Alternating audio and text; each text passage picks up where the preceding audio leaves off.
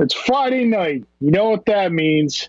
It's time for another exciting episode of The Devil's Due. I just wish for once that we could come in and do an episode that doesn't take place after a lot of horrible crap has happened. You know what? No. We are here to entertain the people. We are here to have some fun tonight, take our mind off of things. And we're going to have a great time. So, ladies and gentlemen, welcome to another exciting episode of The Devil's Due. I am your host, Carl Duty. With me, as always, is the go to my Bills, Mr. Drew Celestino. How are you doing today, sir? Hey. Is that? Hey.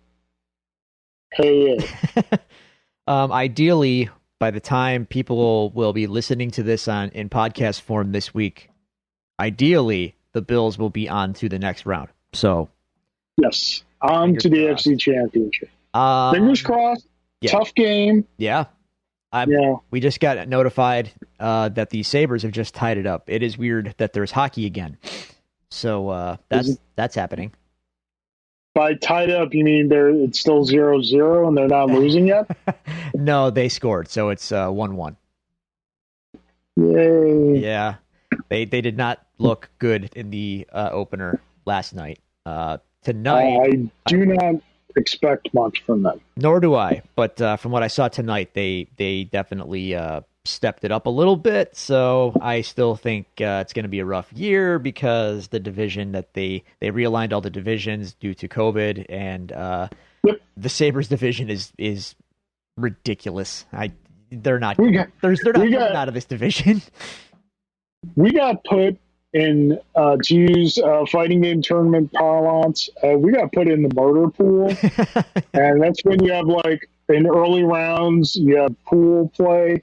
And that's when you're stuck in a pool with, like, all top-tier players. Yeah. So, yeah. Not expecting much. That is exactly right. Brutal. Yep. Brutal. Not expecting much from our beloved Buffalo Sabres this year. Anyway. Yeah. Anyway, how are you, sir? How are you doing? Well, we're beginning, right? Let's get the ball rolling. Yep, there we go. There we go. There it is. There she be. You've got yours. Oh, I've got mine. I like it. We got to talk about yours. Relevant. Yeah, we got to talk about yours in a little bit. So I'm doing good. It's been a really hellish week.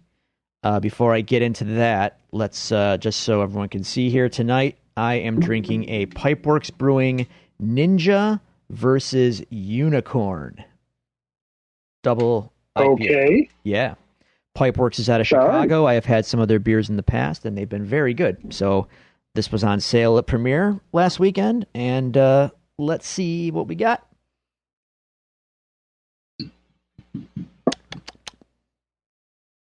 It's good. It's good. It's not super juicy, but it's good.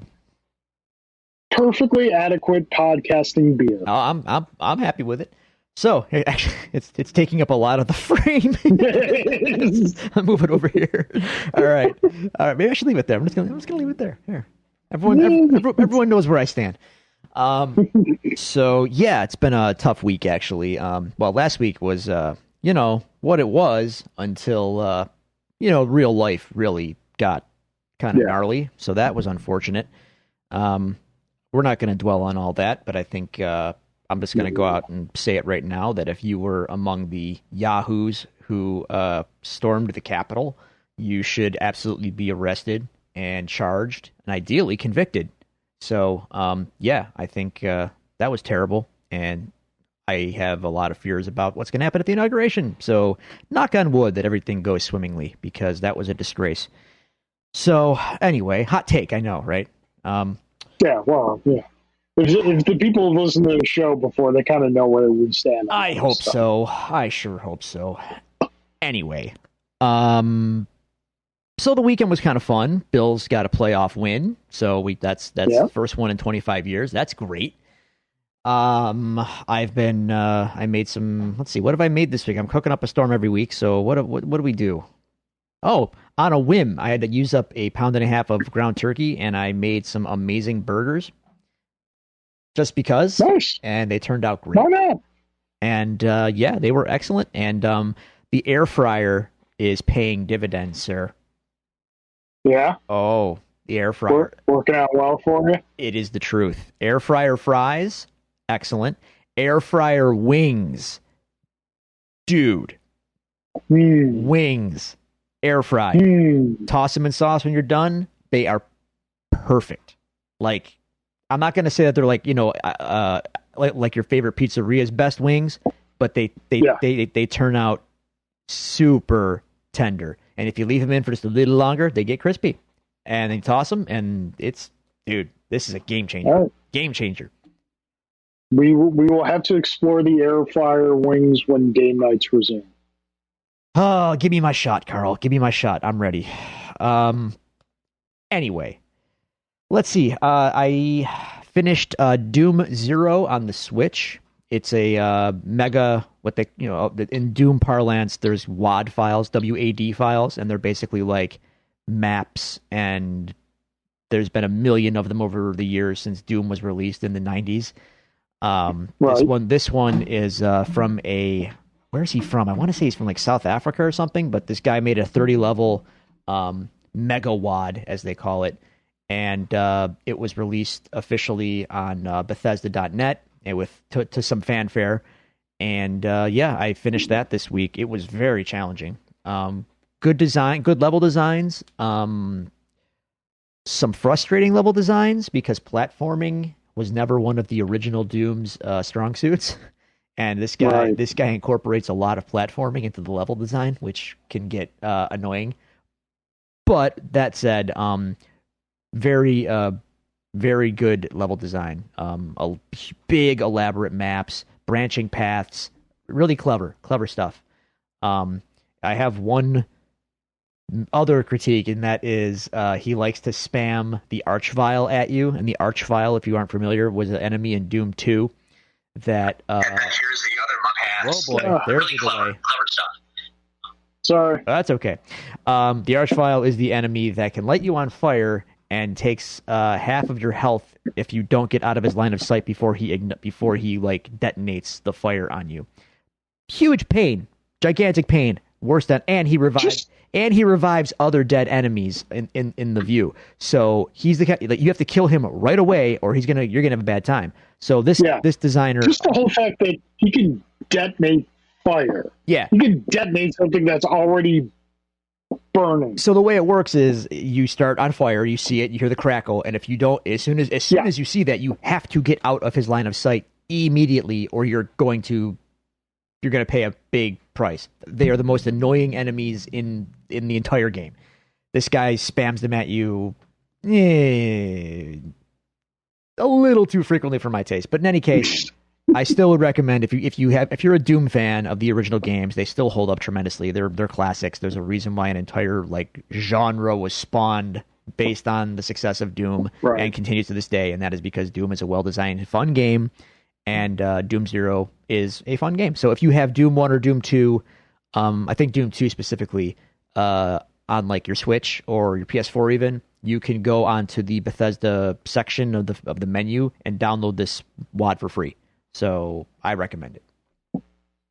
That's really that's all that's going on, man. I found some fun new YouTube videos to educate me on music that are making me feel inspired, yet also totally inadequate as a musician. That's always a good time. So I'm going to try and remedy some of my shortcomings. That's my 2021 resolution, I guess. Get better as a musician. Is that sure? Get good. Get GUD. I would never claim to be good, so now's as good a time as any. How are you? Nice. How are you doing? I am doing well. Obviously, like you mentioned, aside from everything that went on last week, work, kid, repeat, pandemic, usual stuff. I finally got around to beating new Super Mario Brothers U on the Switch. Cool. So did that. That was cool because it's hard to be able to sit down and play the game when William is not around. Because, like, typically in those times, I want to get some squadrons in. But I had, like, a nice little chunk of time where I'm like, okay, I'm on the last castle. Let's just knock this thing out and finish it. Yeah. So I did that. And in the ending, I'm like, you know, it's been 35 years. Do you think maybe Mario could do with a new adversary, with possibly some minions that weren't almost completely benign? Of course, I thought that, and then the next day, the preview for Bowser's Fury came out, and I was like, all right, well, you know, Bowser's stepping his game up clearly. Let's maybe, you know, Koopa Troopas, Goombas, maybe something a little more than walking. Let's get some new blood in there for adversaries. I mean, you've got your Hammer Brothers and whatnot that throw things at you.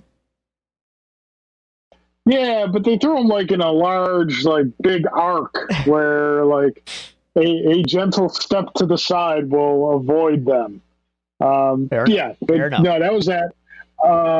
I got a fun new toy today in the mail.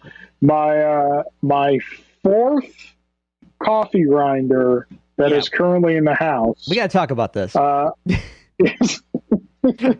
Listen, you know how you're watching YouTube videos that make you inadequate about being a musician? Yes. I'm watching YouTube videos where I am learning more, but also feeling inadequate in the way that I make coffee.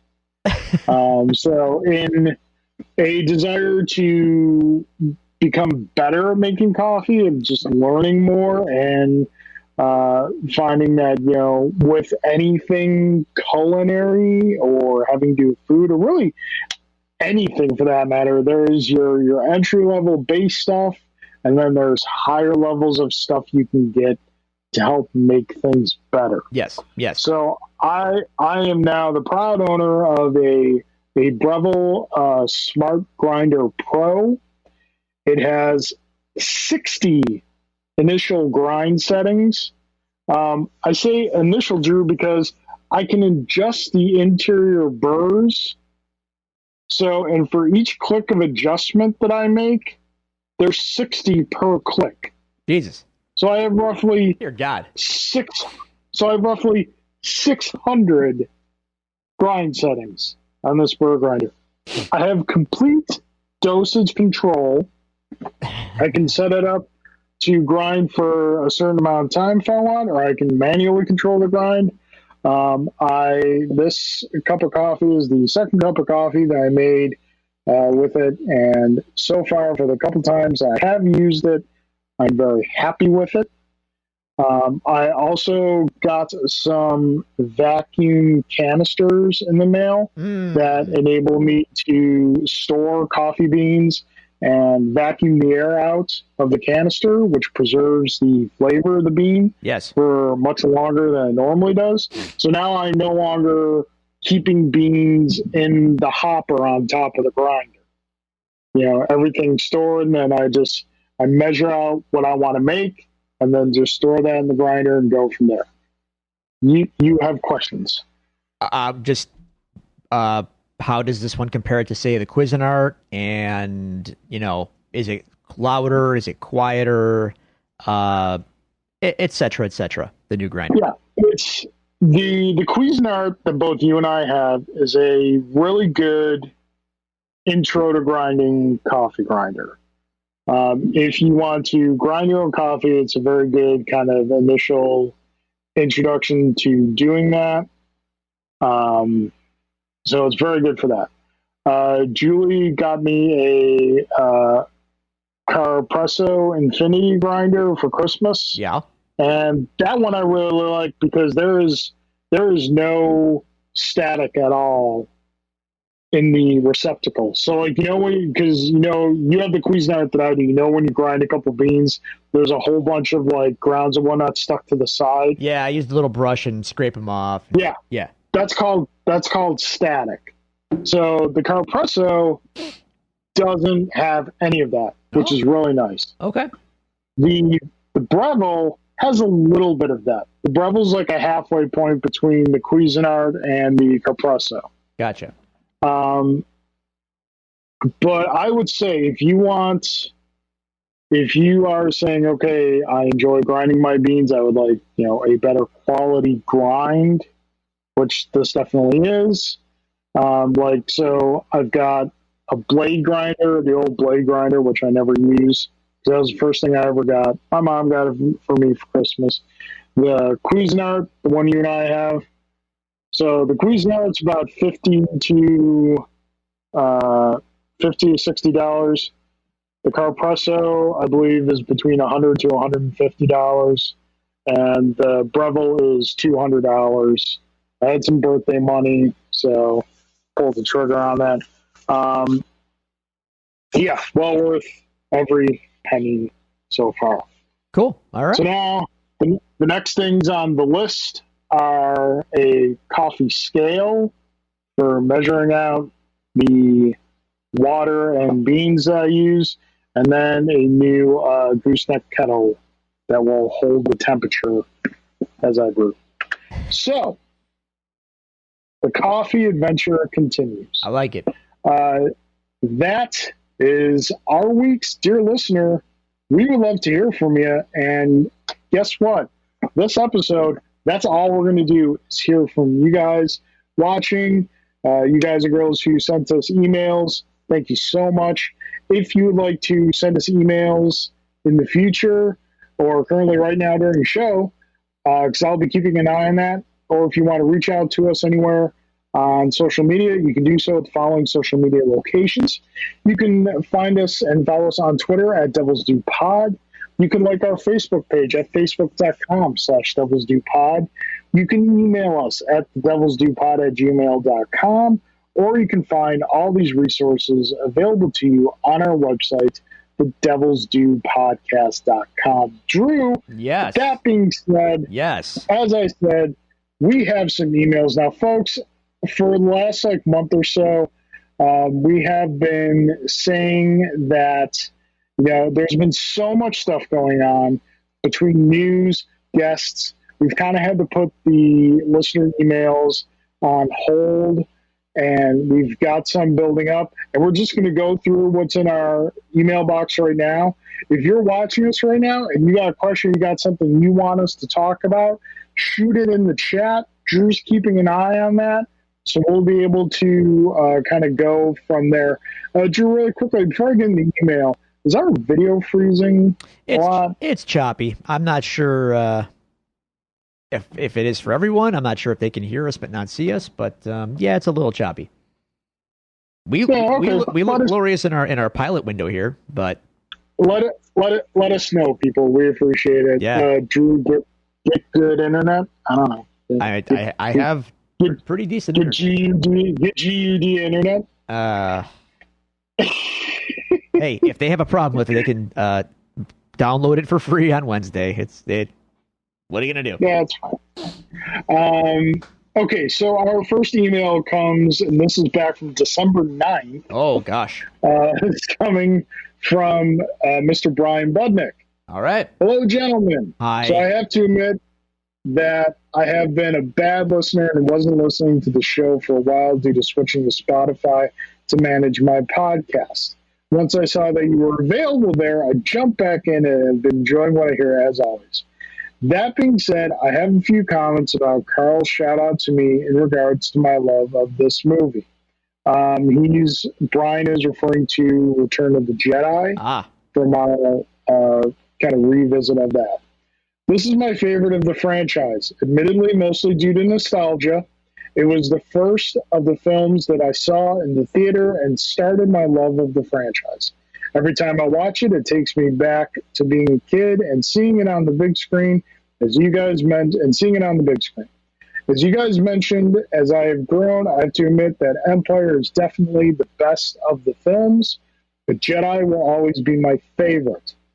I also agree with you both that the special edition versions worsened all the originals, but Jedi is the worst by far. The new and improved songs of Jabba's Palace, as well as the end, are unforgivable. Yes. But the biggest sin of all is the addition of Hayden Christensen. Yeah. Ugh, this bothers me so much. As Drew said, why is he there? It doesn't make any sense. Still hoping the day will come where we can get these non-altered editions. I have good news for you, sir. You can. Kind of. Kind of. Caveats. Kind of. If you're okay with DVD quality, you can get them on DVD. They were included. The Laserdisc 1994 remasters were included as bonus discs in the single, not the collected edition, the individual releases of A New Hope, Empire, and Return of the Jedi on DVD about 10 to 15 years ago when they put those out. Those are still they're still readily available on eBay for about $35 for the whole set. I have these, so yay. Also, if you do want the HD amenities without the special edition stuff, I would recommend you look into what they call the despecialized edition on the interwebs. It is sourced from original prints of the movie, the Blu-rays, the Laserdiscs, basically any high grade source they can get. It's basically an attempt to keep all of the quality of life improvements of what's currently available, but removing all of the excess and major alterations of the special editions.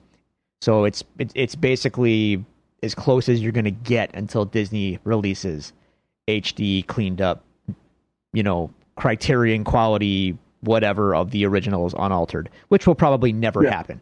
So look up the despecialized edition. Are they legal? No. But I will make them legal. Thank you for that. Hey, if you got to get it somehow, so there's some options for you. So he goes on now for a more recent topic. I keep hearing rumors, confirmation that more and more people are being added to new Spider-Man movie, including possible addition of Daredevil, portrayed by none other than Charlie Cox. Yeah. With all these people being involved, reportedly playing their former characters, do you worry about a repeat of the original Spider-Man 3, where it seems that they are trying to cram so much in? Happy early birthday to you, Carl. Happy holidays to you both, and hope all is well. I know we covered the Spider-Man stuff a lot on one of our previous episodes, so Brian, you can definitely reference a lot of that there. One interesting note is that Comic Book Resources, CBR, did put out an article today saying that reportedly Charlie Cox has wrapped filming on Spider-Man 3. I just saw that. Yeah. CBR, say of them what you will, and you can say a lot. Typically, if they're reporting something, it's legit. But at the same time, I need multiple confirmations here on this. Yeah, it's tough. I don't know who to believe. They're keeping things close to the vest, as it were. And obviously with COVID, I don't know how much, sleuthing is going on in the way things used to be, compared to the way things used to be. So I hope so. I don't know. And I also don't know what it's going to amount to. Like, is it going to be a 10-second, like, Peter's looking into some kind of, like, window into all the multiverse, and they just happen to show a glimpse of Charlie Cox's Daredevil for a split second, and then it's over. And I, to be honest, that's kind of what I expect out of all of these things that have been announced for this movie. Just like, oh look, it's gone. Oh look, it's gone. That kind of thing. But hey, everyone knows that we are Daredevil fans. Let's hope our boy's coming home. Exactly. Yeah. Show the mug. So, and Brian, thank you very much for that email. Moving on to Mr. Alan Waiters. We have 3 emails from Alan. The earliest one, I'm not No offense, Alan, I'm not great, but we've covered everything in that email extensively. So we'll go on to his email from December 15th of 2020. Carl and Drew, when do you think we will get our first Hulk versus Thing fight in the MCU? If they're doing Fantastic Four, Hulk is still in there. You kind of have to. Do you go there in the first flick, though? I think you do. No, you gotta save that. Well, not in the first Fantastic Four movie per se, unless you're gonna put Hulk in it. But the first meeting of those two, they gotta throw that. They have to. Absolutely. Yeah, that's when do we think that'll happen? That'll probably be in the first time they meet. Alan goes on to say, with the Fantastic Four coming, do you think they introduce Dr. Doom right away, or go to the Christopher Nolan route a la Batman Begins and tease him at the end? So I say you go in. I don't think Doom. Yeah, I don't think Doom is the primary villain. I think Go on. I had a thought. I think Doom is like, you look at something like Cap, the first Cap film. You're setting it back in World War II. You have very few choices for who to use as Cap's villain in that time frame, so you kind of have to go with Red Skull. Iron Man's Rogues Gallery is not great, so you just kind of pick and choose there. Thor, Loki's an obvious kind of go there. Doom, I think, is big enough that, whereas I don't see him being the big bad of an entire, I don't see him being a Thanos level threat, but I see him being a threat that transcends franchises, something that can be seen, something that everyone has to deal with in one small way or another. Okay. My thought was basically you don't have to introduce him as the villain right away if you're building to him being the big bad of the next phase of the whole thing, the whole franchise, or the whole MCU. Right. If you don't think he can handle that, I think he could, and it would be a slightly, well, would it be a change of pace from Thanos? I mean, I guess it's kind of similar. Megalomaniac guy does megalomaniac thing. I don't know. But I think you treat Doom in the films like they treated Wilson Fisk in the Daredevil series. So he's the big adversary, but he kind of does. He's not. He's an adversary. He's an adversary that is in kind of like untouchable diplomatic immunity. But I don't know. I don't think you play him as straight, stereotypical villain the whole time. Okay. I would also posit the other reason why you wouldn't necessarily wait on Doom. I think if you're going to build up to a villain in the Fantastic Four, it's got to be Galactus, right? Got to be. Yeah. I think if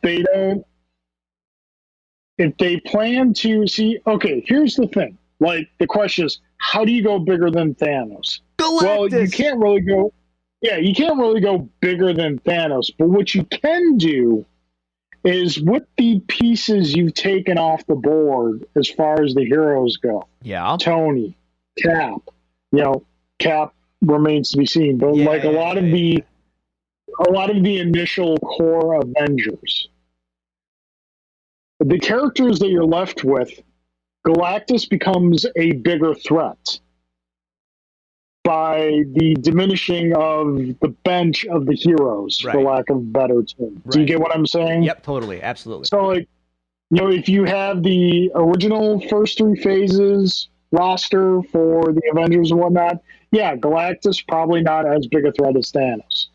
With a lot of them taken off the board, Galactus becomes a much more legitimate threat.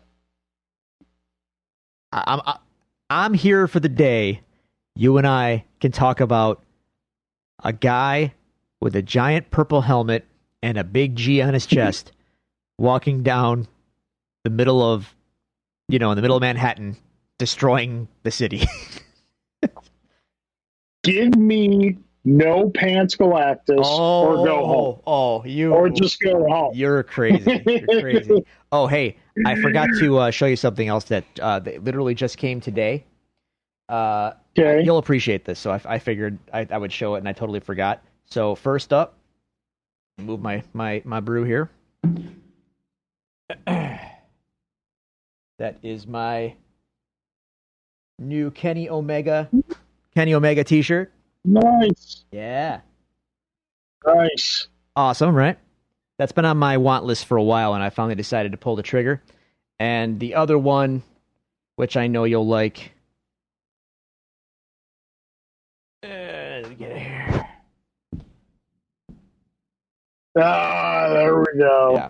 There we go. That's how you do it. I gotta get me a Brody Lee shirt. This one, it's not. This isn't the official tribute one, but I saw this one on the show, and I'm like, that's the one for me. I gotta get that one. Yeah. So yeah, respect to Brody Lee. Yeah. All right. So moving on with Alan. Lastly, on the X-Men, do you think they go with the original X-Men, with the original First Class, Beast, Angel, Cyclops, Jean Grey, or Iceman, or go with the Jim Lee early 90s X-Men minus Jubilee? Why you got to crap on Jubilee? Yeah. I think they're going to pick and choose the roster. Yeah. You pick the greatest hits. Yeah. This may sound sacrilege. I know they won't go this route. I don't care who you put on the team, as long as Wolverine isn't there. That's a bad news. We've had 4 or 5 X-Men films. Yeah. They're really pretty much just Wolverine plus chums films. Yeah. So yeah, Wolverine can kind of wait. I'm excited to see the X-Men, but Wolverine can kind of wait. His last question in this email. Also, how bad do you want to see an MCU Hulk versus Wolverine? You know what? I think, in all honesty, a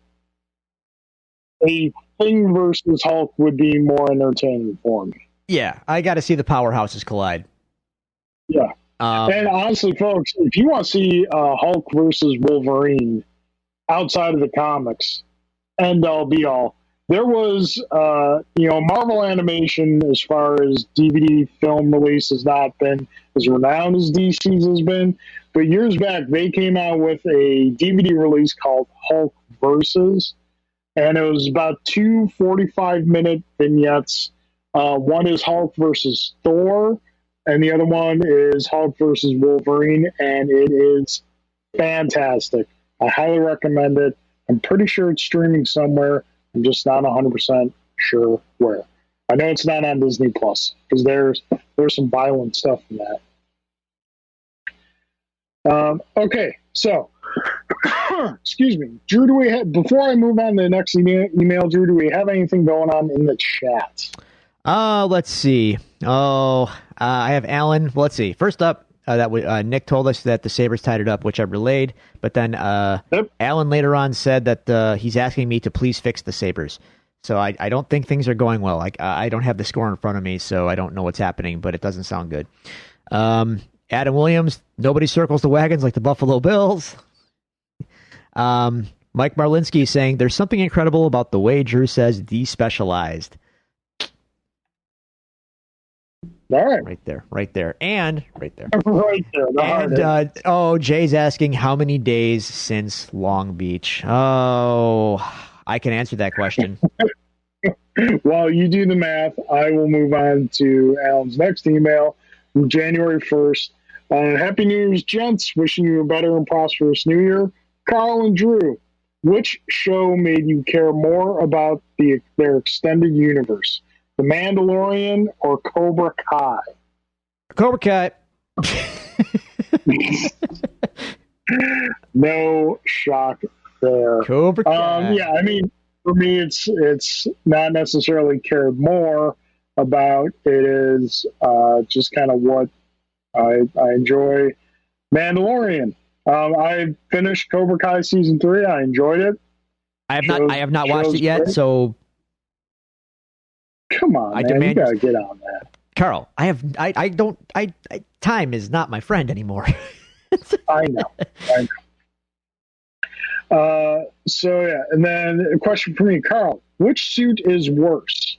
Spider-Man's new suit debuting in March, or Tony Stark's new symbiote iron armor? I haven't seen Tony Stark's symbiote armor. I don't really care to. I don't care about this whole like Black King symbiote thing going on. It's like the X of Swords thing. Like I don't care if they have swords. Oh, folks, I don't care. I don't care. The Spider-Man suit looks terrible. Looks It looks awful. like it'll last about 10 issues until they go like, yeah, it's about time. Yeah. Drew, did you see what they announced for the Miles Morales Spider-Man? He's getting a Clone Saga. Clone Saga. Because no one demanded it. Yeah. To answer Jay's question before we move on, 1,027 days since Long Beach, Jay. Rolling a tear. Right. Tear right there. It was the best. I think our video's frozen then because I don't think you saw your two. It was the best. It was so good. Anyway. So, Drew, what this one's kind of a easy answer one, but what do you expect more, a Zelda 35th anniversary or a Metroid 35th anniversary? Zelda. Yeah. Zelda. Hands down. Nintendo's they're going to forget that Metroid exists as they always do. Yeah, that's a lot. Now I'm rolling. Okay. Now I'm going to roll a tier on the other side. Other tier. Yeah. All right, so Alan, thank you very much for emails. Appreciate them. One more question from Alan on the chat. Okay. Calamity Ganon versus Fury Bowser. Who you got? I'm going to have to defer to you, sir.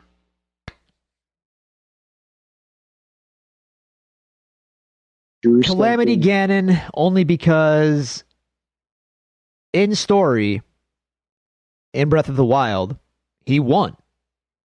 Whereas Bowser, despite, Fury Bowser, which is like, Super Kaiju Bowser, apparently, but Bowser's track record, not so good. Tends to lose a lot. Yeah. When you could only take 3 hits ever, you got to up your game. Yeah. So, like I said, Drew, it's time for some fresh blood in the Mario villain world. What happened to Wart? Is Wart alive? Can we check on Wart? That wasn't even like a Mario game, so he probably doesn't count. The shy guys with the masks got absorbed into canon. I know. Like I think that's about it from 2, though. Birdo got absorbed into canon. Birdo, yeah. Mouse guy. Mouser didn't show up, no. But I mean, they're there. Characters did jump over. So, yeah. Where's Wart? What happened to Wart? I have no idea. You got lanced. Yeah.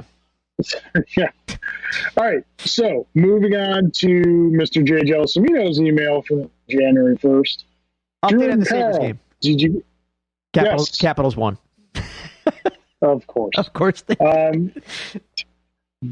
dare I ask the score? 2-1. 2-1. 2-1. So, not terrible, but I didn't see it, so it might have looked worse. I don't know. All right. Drew and Carl, did you get anything nice for Christmas? I got Spider-Man and Fallen Order. Which one do I play first? I would actually say Fallen Order. Play through that first, knock that out. It's a great game, don't get me wrong, but Spider-Man is like a fine meal that you want to savor every last bit of it. I just fire it up once in a while just to run around, and it's like it's so good. It's so good. It's such a great game. So, okay, Drew, Yes. this is a good question. Mm. I have a couple ideas on this question, but it's your question. I'll let you go first. Drew, how do you book the Dark Order going forward? Well, you got to turn them I have babyface. 3 ideas, but you go. I haven't given a ton of thought, but you can't have them be heels anymore. You kind of can't. So they can be, lovable anti-heroes, kind of. And I think that's the direction they're going. And they seem to be drawing in the Hangman. So I guess at this point, you just put Hangman in the group and let him run wild and let John Silver do whatever he wants on TV. I turn him face and let him be. They don't have to be baby faces necessarily, but just have them. They don't have to be outright heels anymore. Just have them kind of straddle the line, and they align where they align. And sometimes that'll be face, sometimes that'll be heel. It depends. But you can't have them be outright heels anymore. I somewhat disagree. Okay. My initial thought for how to book him is just like you said. Turn him face, lovable anti-heroes. Well, it seems to be a lot of what they're doing. Right. Perfectly viable. My second thought is that you keep them heel, but you go full-blown heel. They are the Dark Order that they were originally introduced as. You bring them back to that. No more fun stuff, just full-blown bad. That's my second idea. Okay. Like aggressively bad. What's the third? Like even heel factions are afraid of them. The third one kind of solves both problems. Okay. I'm going to say something. You're going to think it sounds stupid, but work with me. A Dark Order civil war. It always happens to these factions. With the absence of Brody, there is a power vacuum. Yeah. And you have 2 groups wrestling for power. You have one group that you want to split off and make faces. Silver, Reynolds, whoever, what have you. And then you have the other group that decides to remain as the Dark Order, and they stay as heels. So you kind of get the best of both worlds. That's a plausible scenario. So you're basically proposing the Dark Order Wolfpack. What's the NWO Wolfpack? when they split? Yeah, red and black and black and white. This is okay. It didn't work then, and it's hard to do that now. Even the Bullet Club Civil War didn't quite go so well in Japan when they did it. They tried it. So that's not to say it can't be done, because if you do break down the alliances in the Dark Order, I could see something like John Silver and Reynolds and Hangman and like Colt Cabana being the face faction, and then your Alan Angels, your 10, Anna Jay, and Uno and Grayson being your heel faction.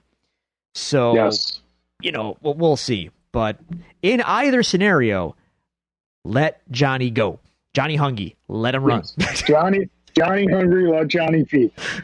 Real quick question. Yes. Did you finish watching this week's Dynamite yet? No, no spoilers. I only watched the first hour or so. What did you get past? I saw the Dark Order promo where they all, got asked what their plan is, and they not that. Okay, not that. Did you see the Inner Circle New Year's resolution? Yes, I did, dude. I loved it. I hate Chris. By the way, Chris Jericho as a human being can get off of my screen forever. I never want to see him again. I'm sorry. I'm tired of him. I loathe the man. He has overshadowed his great. He was one of the greatest. He is one of the greatest of all time in the ring. Everything he is. The more I learn about him, the artist. Yeah. No distinction, man. I can't. No, I get you. It's maddening. Having said that, everyone except Hager, everyone in the Inner Circle is such a bigger deal having been in that group, and they all are poised for big breaks. Like, and it's going to be awesome. It's going to be so awesome when it happens. I watched that New Year's resolution thing, and my whole time I'm just thinking, like, man, Santana has this whole aura about him that is like, he is a babyface waiting to happen. Like, and I love Ortiz anyway, so they're awesome. Sammy, same thing. His whole, like, you know, he had a great heel run, and now that he's back, like, he's having the beef with MJF and all that in the group, another babyface waiting to happen, and he's over anyway. So just, you know, and MJF and Wardlow, it goes without saying, both of those guys have huge futures. So I just want to say, like, that segment was cool, just because I feel like I was watching stars, like, in the making in real time. Like, it's happening in front of your eyes, and you can like feel it coming. When it comes, it's going to come, but right now you can just see it. Right. So, quick question: is it just me, or is in the past 2 months have the Inner Circle not fought anyone other than themselves? I'd have to go and look up the match. I don't know. I think they might have done some. The last Jericho and last Sammy might have Inner had some Circle matches against people. Hager and Jericho. I don't know. Well, let's just not discount the new tag team, Sammy Hager. Why is that funny? You don't know? Genius. Okay. So, Jay's last question in this email. Carl, if you were forced to pick one, coffee or Star Wars? Star Wars. It's not a contest. Jay thinks there's too many small groups in AEW already, so he's not on board with the splitting of the Dark Order. He's got a point. Well, my idea is better.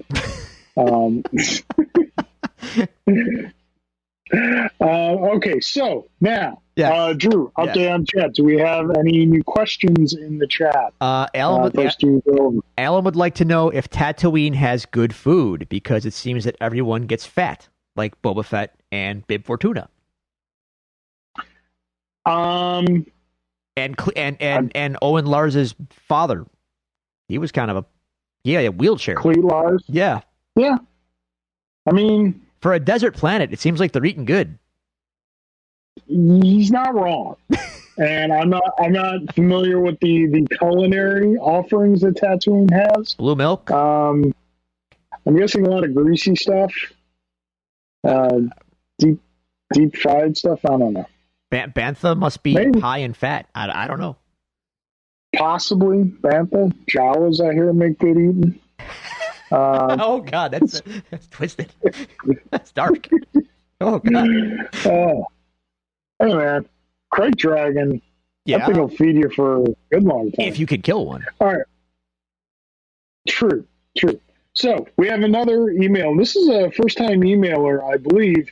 We don't have a real name here. We just have an email handle. Lady Gallifrey 10 sent us an email this morning. She's got a lot of good stuff in here. Let's go. We have, so let's start out. Hello, Carl and Drew. Hope you're both doing well and have had a festive and relaxing holiday season. Yeah, I believe it was. Holiday-wise, it was festive and relaxing. Festive? Not having to go relaxing? Well... The holiday aspects of it were relaxing, not having to worry about gathering with family and whatnot. First off, thank you for making the show available on Spotify. I've been a Samsung Galaxy user for the past couple of years and tried a lot of different podcast apps for my needs. Spotify is the superior podcast app. You're welcome. That's all Drew. You're welcome. That it's Drew. Next, something wrestling related for Drew. Oh. I'm sure this is old news by now, but I was wondering if you've heard about the whole debacle about Vince McMahon buying the Twitch channels of several WWE wrestlers that stream on Twitch, and thus cutting said wrestlers off from making a little extra money on side, just when you think Vince can't get any more despicable. He achieves a new and ridiculously petty low. I'm curious to hear your thoughts on this. it's a total joke. I mean, they weren't on Twitch under their WWE names. They were using their real names. So it's not like they were using the intellectual property of Vince McMahon to make a buck. They were doing Twitch streams on their own. Now, do they have a following because they're on WWE TV? Yeah, but Chris Evans has a following because he's in a Marvel movie, and Marvel's not asking him for cuts of whatever he's doing. You know what I mean? Yeah. So I think it's completely ridiculous, yet perfectly in character for a ghoul like Vince McMahon. Vince is a legend. I won't dispute his status as a legend and an icon in the wrestling world, but he is a dirty guy, and the list of very bad things he has committed is longer than my arm. So just one more thing, like he's going to take revenue out of people's hands because he's not getting a cut because they work for him. Like, come, what? Oh, okay. Yeah, it's terrible. It's stupid. And believe me, the locker room was plenty upset about it. And I think whenever their contracts are up, as long as AEW is a thing, as long as New Japan is a thing, as long as Impact is a thing, and as long as there is money behind those promotions, there's options for these people to go elsewhere and get a more equitable deal. There's leverage now for people. If Vince wants to keep them, he'll have to pay them handsomely, or they can go shop around and get money elsewhere. It's a bargaining chip.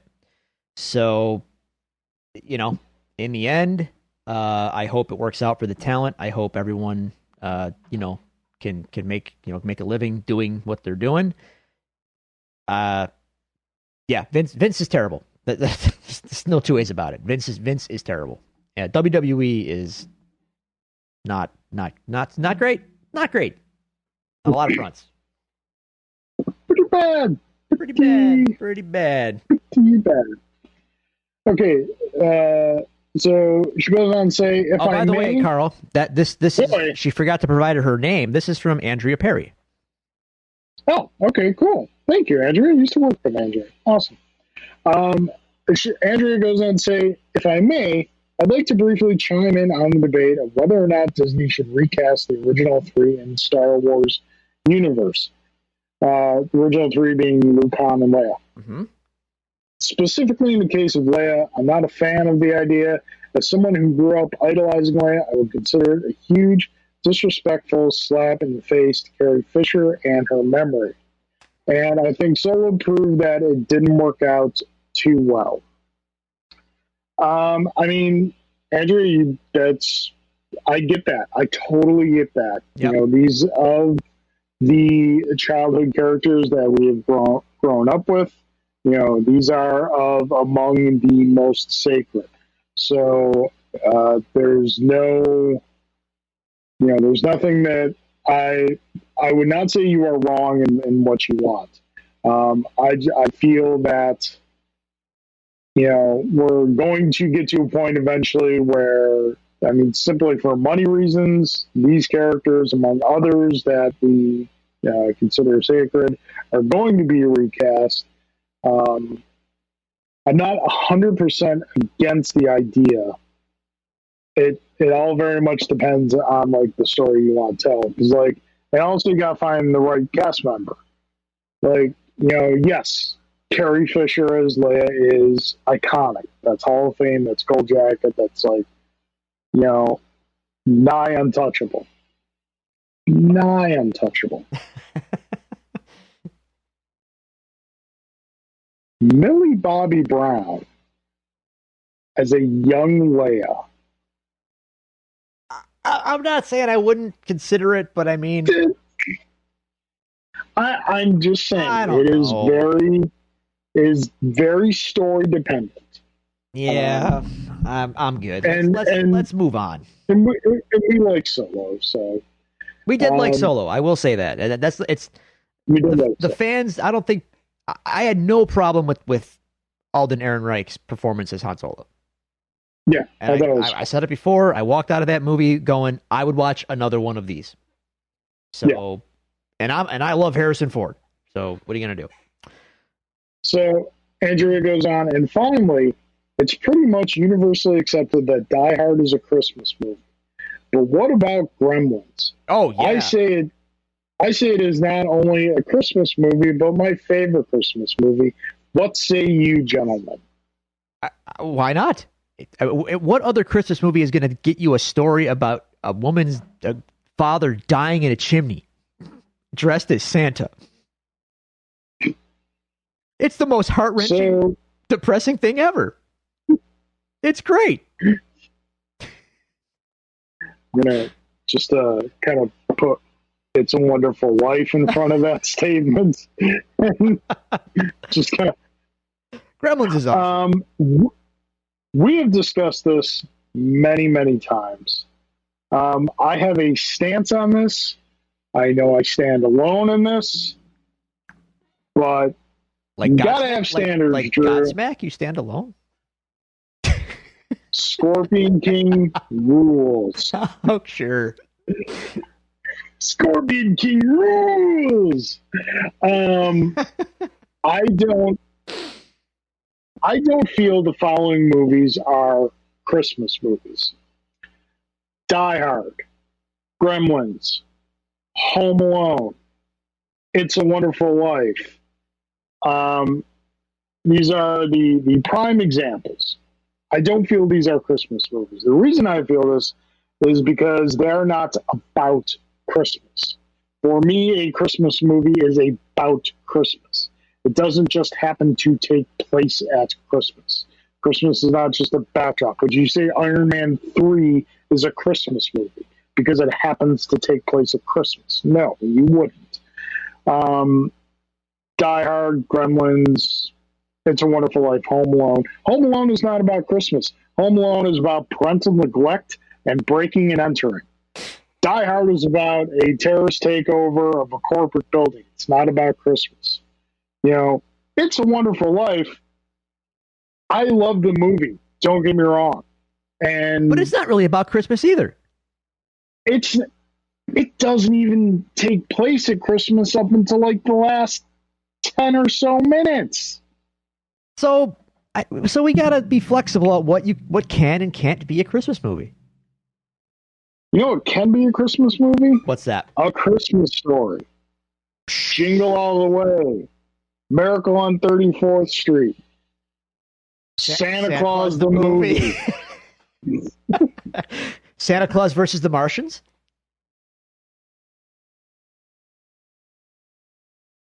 I've never seen it. Oh. If you were to ask me to make a ruling simply on the title, I would say probably not. Oh, well, if it's in the pantheon of MST 3K episodes, you have to watch. So it's one of those. It's an all-time classic. So, and again, I know on this one the cheese stands alone. But yeah, not Die Hard, not a Christmas movie. Nor is Die Hard 2, for that matter. We don't talk about Die Hard 2, though. Like,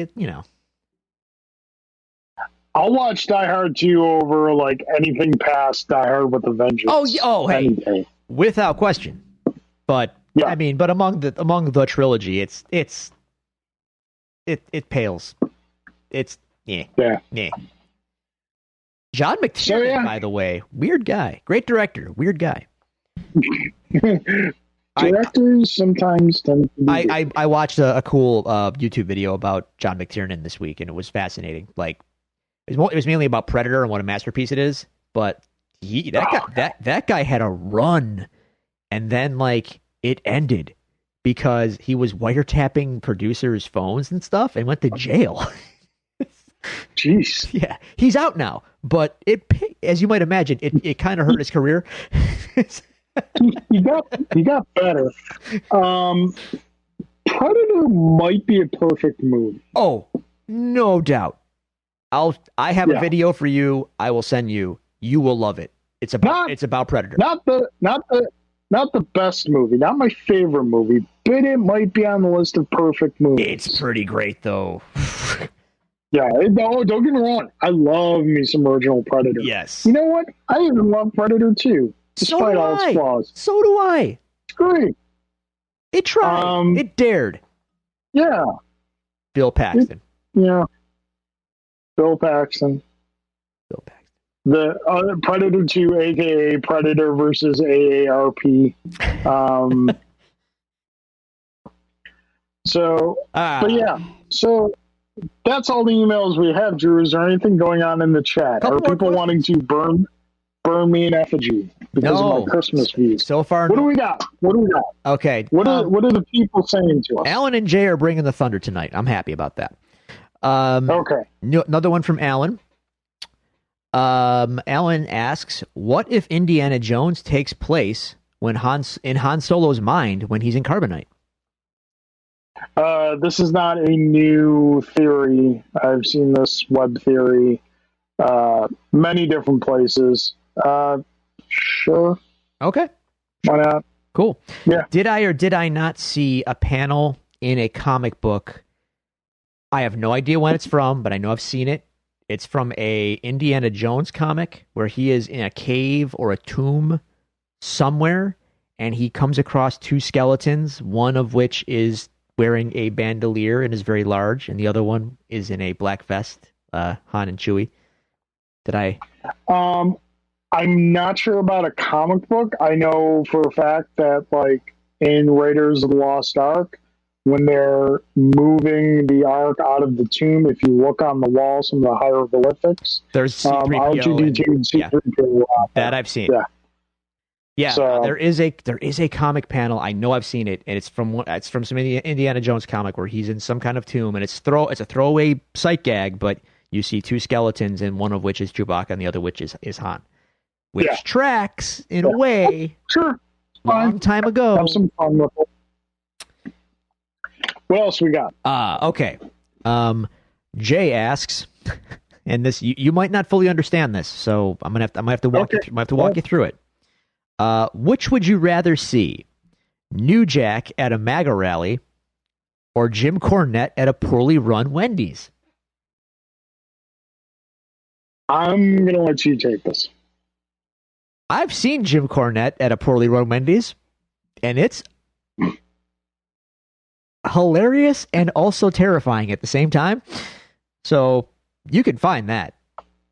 New Jack at a MAGA rally, you could put that on pay-per-view, and with a massive disclaimer that you're going to see some crazy violence. So, going to put that out there. New Jack. Are you talking about like New Jack City? No, New Jack, the ECW wrestler. Okay. With 5 justifiable homicides, allegedly. He's crazy. Okay. He's nuts. But he's also so kayfabe that I don't know how nuts he is, or that he is known for being nuts, so therefore he just pretends to be nuts all the time. It's the Hulk Hogan thing. Like, okay. I don't know where the line is, and I doubt he does either. But anyway, New Jack is... So it's Eddie Kingston. It's beyond Eddie Kingston. Wow. I think even Eddie Kingston, in his heart of hearts, he knows when to be real. I don't think New Jack knows when to be real. New Jack is just New Jack all the time. Okay. Yeah, it's crazy. Yeah. I could send you some things about New Jack. I've seen some stuff. Anyway, so those are Jay's questions. We've got some comments. Mike Marlinsky agrees Predator 2 is so good. It really was. I mean, come on. Gary, what's his name? Gary Sinise. Before he went full Gary Sinise. That's right. He was like 90% Gary Sinise at that point. Jay recommends that you watch the Dark Side of the Ring documentary about New Jack. Okay. Are you familiar with these? The on Vice, they did a whole series. I've heard of them. They're really well done. They're really Are they good? Yeah, and I'll check them out. They touch subjects that WWE they don't this is not a WWE production, so they do not mince words. They do not sugarcoat. So okay, really fascinating stuff. That one's a must watch, and the Owen Hart one is a must watch. The Von Erich one was a heart wrencher too. Oh my god. Anyway, let's see. Jay has another question. Oh, you'll like this. This one's for you, Carl. I'm pitching this to you. What movie would you make with one movie comic IP with only 3 actors? Danny Glover, Delroy Lindo, and Louis Gossett Jr.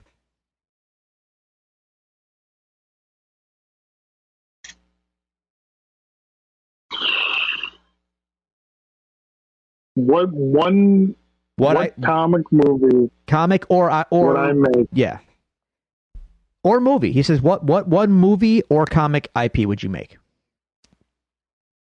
Danny Glover, Delroy Lindo. Who was the third? Louis Gossett Jr. Oh, wow. Yeah. Come on, Carl. Rob.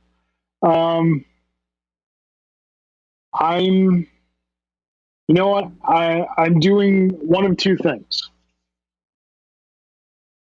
I'm either putting all 3 of them in the Rogue Squadron movie as, those old pilot veterans.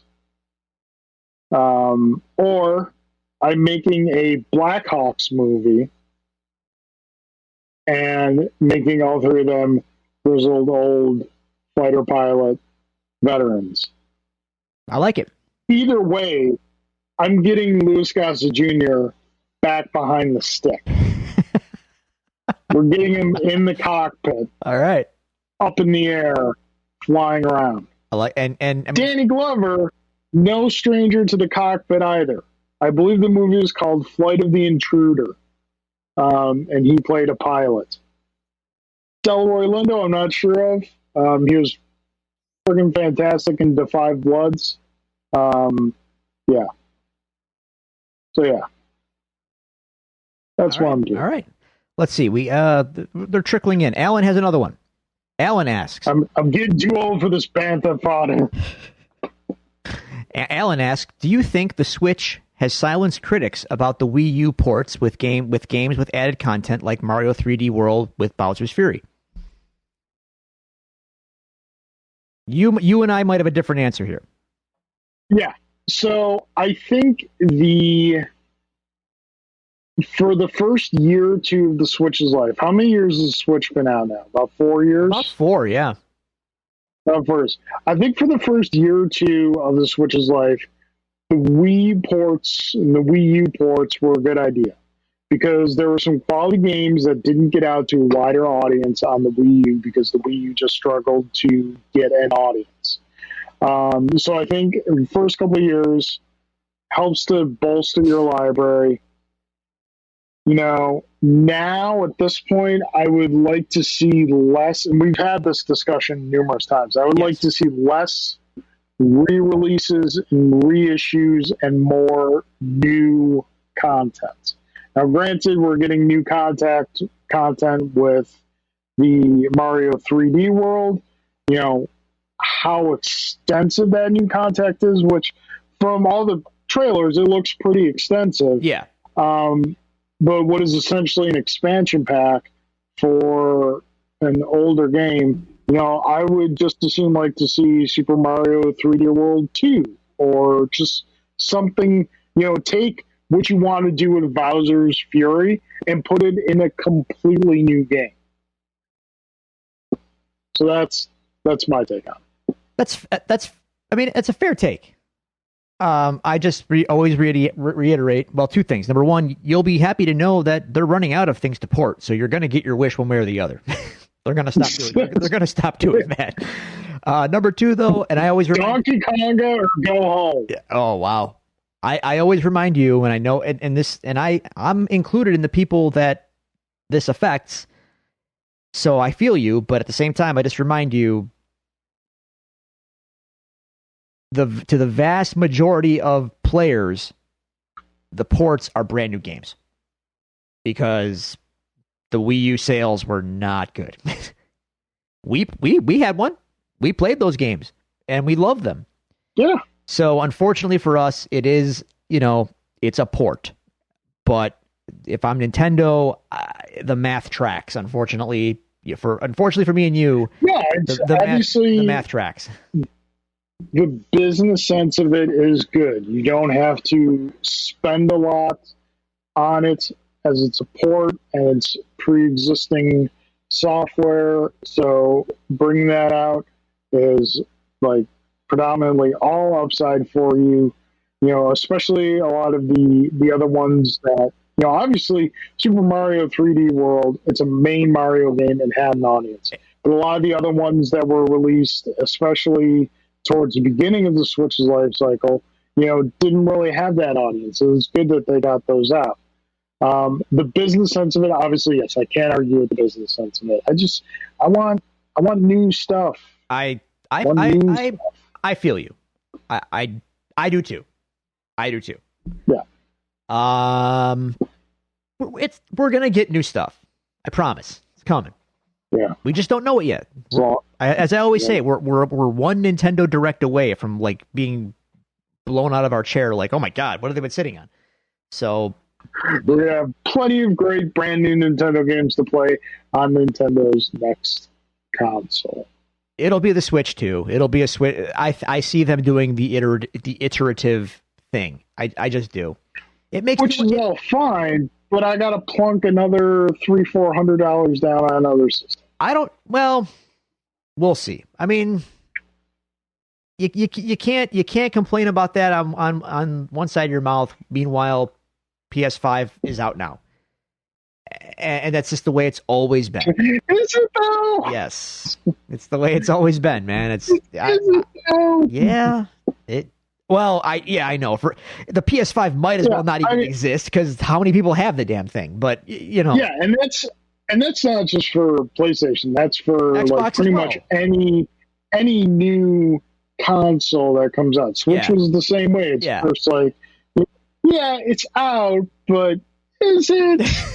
I don't consider it out until I'm kind of sitting at home one day going, you know what? I think it's time like to go get a PS5. And I can just get in my car, go to Target or Best Buy, grab one off the shelf, and go get it. At that point, yeah, it's out. If I'm having to like line up in a Walmart queue and hope that my modem is just a little bit faster than the bots modem I'm competing against, yeah, it's not out.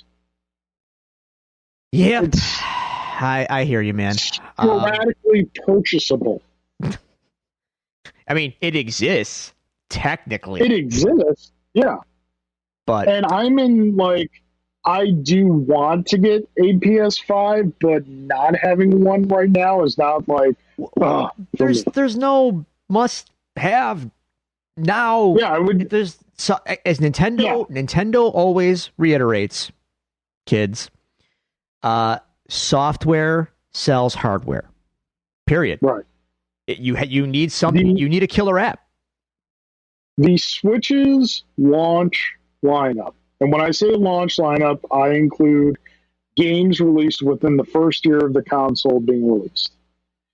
The Switch's launch lineup might be the best launch lineup in the history of video game systems. Everything after that, whoa! I'm pretty happy with. I mean, has it been slow the last year? Yes, I will concede, but it is what it is. PlayStation is. I haven't bought any new PlayStation games in a year either, so whatever. Games are games. More questions. We have more questions. More questions. Let's see. Alan asks, do you want to see Kenta versus Moxley? Yes. Yes, I do. Yes, I do. I'll agree with Drew. And you're going to see it, by the way. Probably sooner than later. I don't know exactly when, but yep. That's happening. I don't know if I told you, Carl. Wrestle Kingdom happened. Yes. Kota Ibushi. I'm aware Wrestle Kingdom happened. Okay. Kota Ibushi is your new double champion. So that's fun. Kota Ibushi's awesome. So that's good for him. It's amazing for him to be finally on top of NJPW. Yeah. And before the U.S. title briefcase match, a video aired. And it was Jon Moxley calling out whoever won the briefcase. Moxley saying he's there, ready, and waiting to take on said challenger. So Mox in NJPW is not over. So you're going to see Mox versus Kenta, and it's going to be great. So let's go.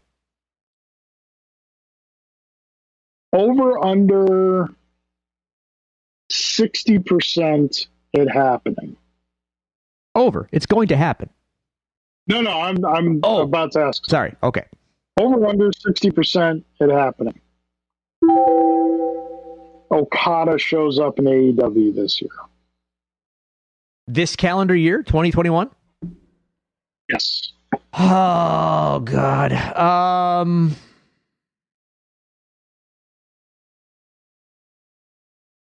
Under. Okay. Acceptable. Yeah. Okay. You say other questions. What else we got? All right. Another fun J question. You get to make a game out of one Quentin Tarantino movie. What movie? Ooh. And what type of game?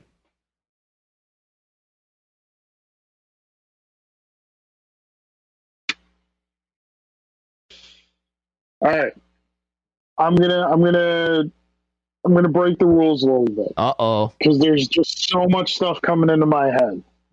There's going to be more than one game. So we're just kind of going. Okay. So we're going to start with Pulp Fiction. We're going to take out the video game L.A. Noire and make that a Pulp Fiction game. Interesting. So the interrogation mechanic is going to be involved here? Yep. Okay. Mm-hmm. Yep. And the style of the action in the game and how it was played out, all fantastic. I love that game. A little bit Tarantino adjacent here. From Dusk Till Dawn, we're making a Resident Evil type game. Okay. And you got to escape the temple. Have at it. Uh-huh. What else we got? Kill Bill. That just kind of makes itself. Action, God of War style, Dynasty Warriors, Hyrule Warriors style, with lots and lots of blood. Interesting. What else we got? Hateful Eight, Oregon Trail. What we're doing. So you're just doing the whole. You're doing the whole catalog, apparently. Those are the ones that immediately came to mind. Okay. So what do you got? I'd have to really ponder I'm a Tarantino fanboy, so yes. I take this kind of question fairly seriously. But ironically though, the thing that immediately came to mind for me, and I think you'll appreciate this, Kill Bill fighting game. Yeah, could do that. It's got the cast. Definitely. It's got the cast of characters. There's martial arts involved. Yeah. Let's go. Absolutely. Yeah, I like that one. Surprised I didn't go that route first. That would be that'd be pretty cool. Yeah. So just as we're kind of winding down here really quick, obviously, Drew, if there are any other questions in there, just kind of fire them off. I'm just hopping on the interwebs to see if we got any newsworthy stuff to talk about, just real quickly. Yeah. Ethan Hawke cast as the villain in Moon Knight series. Sure. Why not? Sure, why not? Gattaca's a great movie. Kevin Tell me I'm wrong. Kevin Feige teases Nova's introduction to the Marvel MCU. I mean, why not? We already saw the Sure. core, so sure. Yeah. I just thought of something for Ethan Hawke. He stands up on something. Oh, Captain America, my Captain America. Don't give him any ideas, dude. Come on. That's silly. Oh, man. That's great. Yeah, other than that, news has been kind of slow. Mortal Kombat has a movie coming out. Dude, that's going to be a trap. I'm telling you right now, it's going to be bad. Mark my word. Alan, God bless him, sent us a trailer today, and the internet kind of got him. 'Cause it was a fan-made trailer. As soon as I saw the Spirit Halloween Raiden costume, I was like, yeah, this might be fan-made. That's fine. Oh, Drew. Yes. Interesting. Yes. Something you will appreciate. 8-bit Duo. Yes. Arcade fight stick. Modest, stylish, and versatile. And oh boy, wait till you see what this thing actually looks like. You can private message me because it is, or you can just put it up on the screen somehow. Yeah, it's probably one we do. Okay. Because it is very.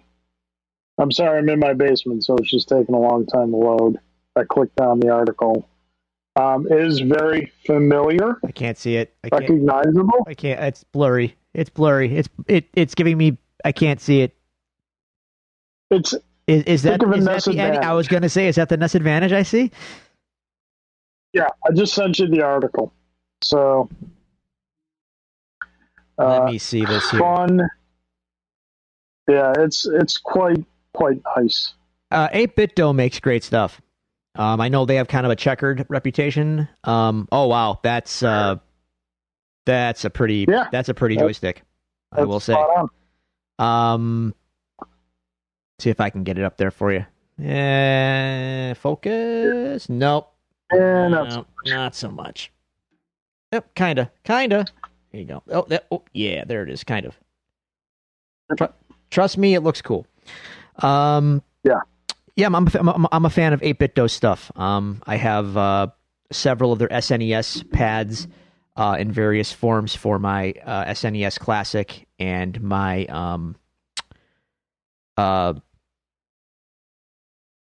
why am I blanking on my analog SN30, my Super Nintendo, my analog Super Nintendo HD. I have 8-Bit Do controllers for that, and I also have an 8-Bit Do SNES pad with analog sticks and grips and rumble and dual triggers for my Switch, and that is my exclusive Switch controller actually, because my Pro Controller's D-pad is totally unreliable, but the 8-Bit Do one is a champion. Yep. So I'm just kind of skimming over the article here as you're talking. So far, I'm not seeing. Oh, okay, there it is. It does have a wire to it, so it is fighting game tournament legal. Sometimes. Alan's got some interesting things to say here. Yeah. Folks, listen, we love Alan and Jay. We'll sit here and talk with Alan and Jay all night. I think they're the ones watching. You know. Okay. so I'm here for the Alan and Jay happy hour. Let's go. Let's go. What they got for us? Okay, first off, thoughts on the new Mortal Kombat film stills and the Steve Harvey comparisons. Alan, I saw it and I thought the same thing. Like, what is Steve Harvey doing in this? I am here for Steve Harvey as Jax. Listen, I've said it before. If you want a top level video game movie adaptation, look up Street Fighter Assassin's Fist. Not only is it a good video game movie adaptation, it is the best video game movie adaptation. I know that bar is low. Mortal Kombat had a web series a while back too. It was pretty good. For what it was. From what I saw of it, it was good. but took a lot of liberties with the source material. It took some reimagined a lot of things. Well, you're thinking of. I think you're thinking of the one trailer that they did. It was like the Chris Nolan style trailer where they made everyone like. They took all the mystical stuff out of it and they made it more like realistic. There was an actual like web series that was super faithful. So, No, I think what you're talking about when I'm talking about season 1, you're probably talking about season 2. So I know they did 2 seasons. I think it's called Mortal Kombat Legacy. Okay. I think they did 2 seasons of it, and season 1 was kind of where they went more of a Nolan real world route with it. In season 2, I think they steered more into the source material mystical end of it. But like the Street Fighter Assassin's Fist is off the page adaptation of the source material done superbly. Cool. Yeah, definitely look at it. It would if you love what Cobra Kai is to the Karate Kid, you would love what Assassin's Fist is to Street Fighter. All right.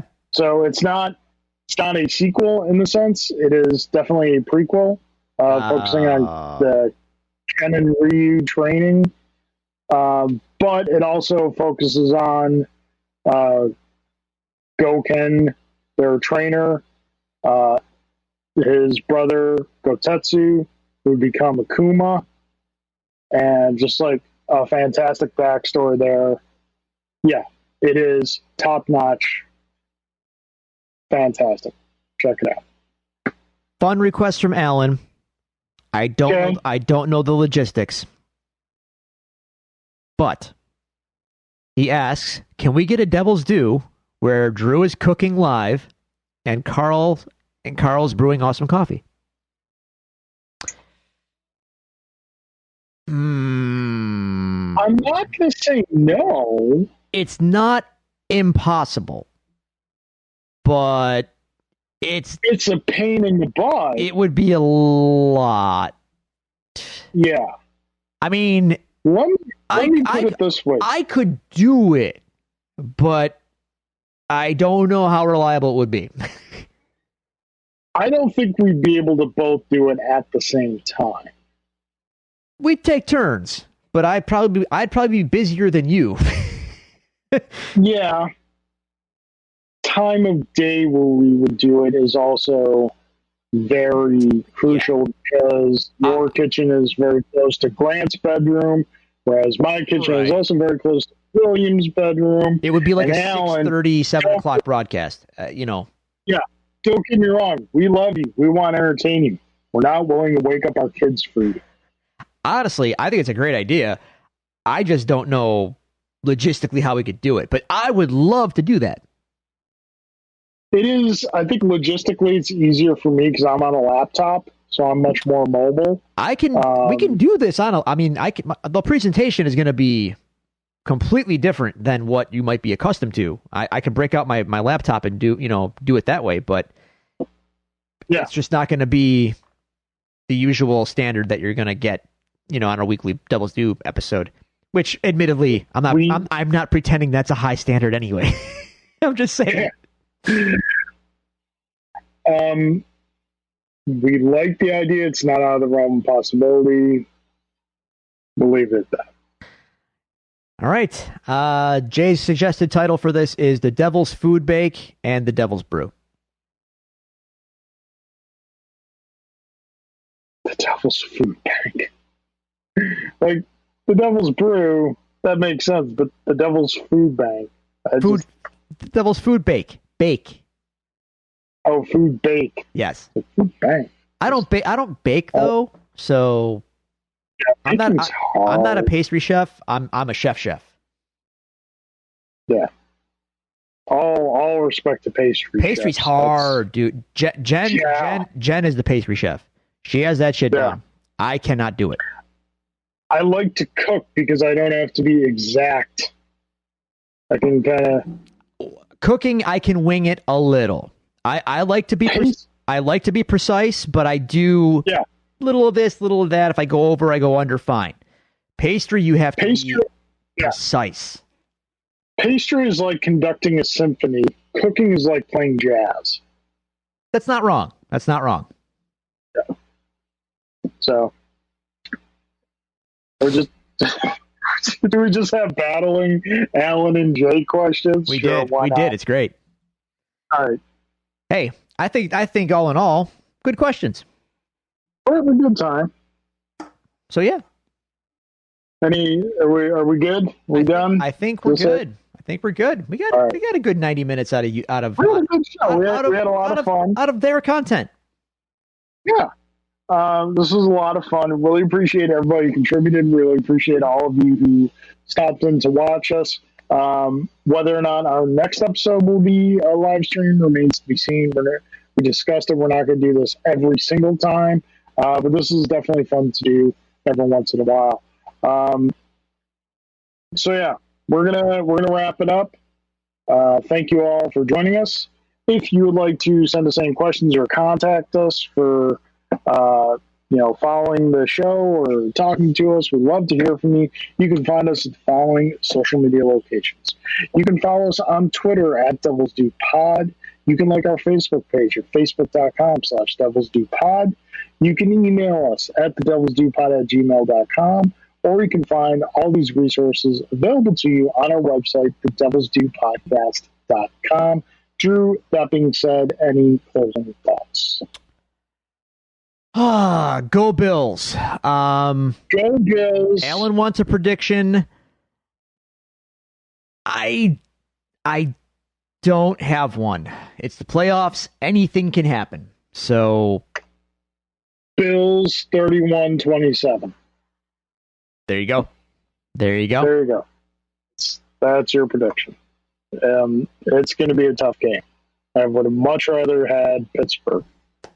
Yeah. Of course, if Pittsburgh had crawled out of that hole they were in, I don't think I would have wanted that Pittsburgh team, though. I would have liked a Pittsburgh beating Cleveland, 14-3. You want some manner of challenge, right? No, I don't want any challenge. I see what you're saying. I see what you're saying. Yeah. But you don't want to disgrace the team off of that's got something to prove.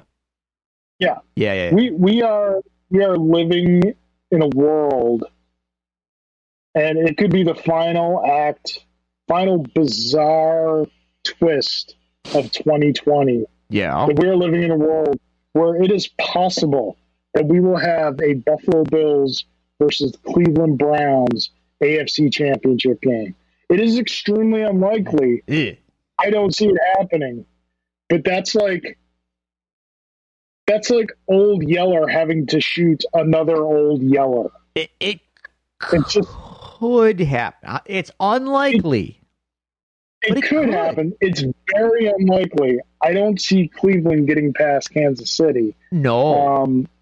But then again, if the first half of that game Cleveland team shows up against Kansas City, who knows?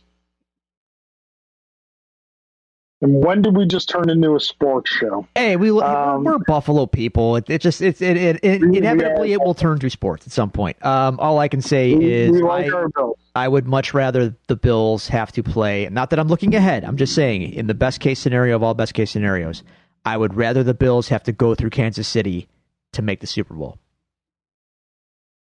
Oh, God, no. I'd rather them have to go through Cleveland because I'd feel much more confident about that game. For me, this take it or leave it. This season's all about exercising the demons.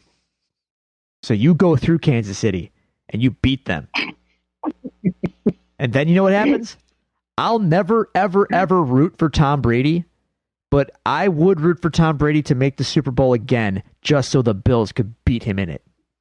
Oh, I don't want to see Tom Brady in the Super Bowl. Are you kidding me? I'm just saying. I don't either. But in my storybook, the Bills can exercise all the demons this season if all these things happen. Yeah. Wouldn't that be something? Tom Brady was never a demon for us. Hot take. He was just a superior to us. Nah, he's a demon. There was no rivalry there. You know, they were just always better. A rivalry indicates, you know, both competitors have an equal opportunity to become victorious. Rivalry indicates a back and forth. There was never a rivalry between Patriots. They just thumped us because they were constantly a better team. I never said anything about a rivalry. I said he's a demon. And I stand by that statement. He's a demon on a pirate ship now. Well, we can sink that ship. So, indeed. Anyway. All right, folks. This was great fun. Thanks for joining us. Be excellent to each other. Take care of each other. Let's get through this, folks. We're gonna be okay. We just got to get through and just, you know, small acts of kindness and love add up. So just do what you can every day to try to make someone else's life better. That's what I got. I will happily second that notion. All right. Good night, folks. Thanks for joining us.